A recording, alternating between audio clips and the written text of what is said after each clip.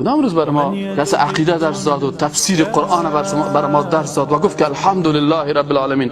کی بر ما ایاک نعبد و ایاک نستعین بر ما درست درس داد تا که ما عقیده خود درست بسازیم و با پدر کلانای خود افتخار بکنیم؟ تعویذ بر ما یاد دادن، دم کردن بر ما یاد دادن، دودی نوش کردن بر ما یاد دادن، شرکیات بر ما یاد دادن که در تعویذ یا بدوح نوشک و یافتیم که تعویذ پناه به غیر الله بر ما بده. یاد دادن این امی فریبکاری در دین بر ما یاد دادن که چه قسم الوا بخوریم، چه قسم در ختما یک سپاره قرآن شریف بخوریم 10 سپاره دیگه شد تیر بکنیم، دروغ بازی بتیم او خانوالا را و برش بگوییم که ما برات ختم کردیم، یک ختم صحیح نکردیم، 5 نفر میریم در نیم ساعت برش میگیم که این ما 30 سپاره را ختم کردیم. این دروغ دادن بر ما یاد دادن که یک سفر میخوری 5 صفحه شب تیر کو. ایرینه بر ما یاد دادن، الوا خوردن یاد دادن، شب جمعگی را یاد دادن، اسقاط خوردن یاد ما دادن، روز 2 روز 3 یاد دادن، قرآن یاد ما ندادن و عقیده توحید بر ما یاد دادن. وَإِذَا قِيلَ لَهُمُ اتَّبِعُوا مَا أَنزَلَ اللَّهُ قالوا بل نتبع ما وجدنا عليه آباءنا أولو كان الشيطان يدعوهم إلى عذاب السعير. اینمی پدر کلانای ما بودن که ما را برای غلط روان کردن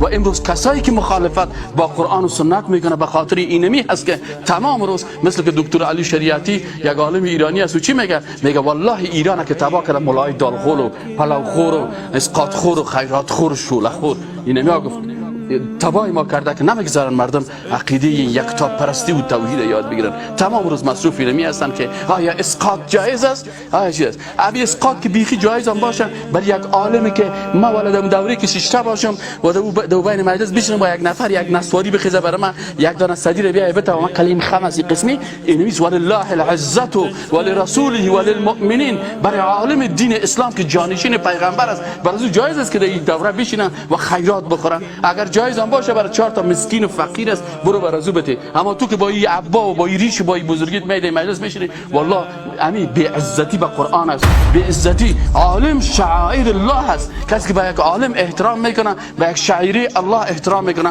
و تو عالمی که خود ذلیل میسازی به خاطر ازی که صدر په اسقاط بگیری تو باز میگی تو چطور جانشین پیغمبر هستی؟ علمای ما را که ذلیل ساخته دوره اسقاط ذلیل ساخته. دل ما سیاه بوده که از اینمی اسقاط خوری تا بالاخره فهمیدیم که کلش بی عزتی به علمای اسلام است، بی عزتی به عقیده اسلام است. به این خاطر بر یک عالمی که خود در مسند پیغمبر میشناسه، پیغمبر میگه ید العلیا، دست بلند بهتر است از دست گدایگر خیرات خور اسقاط خور کردن. دست بلند است از گشنگی بمار.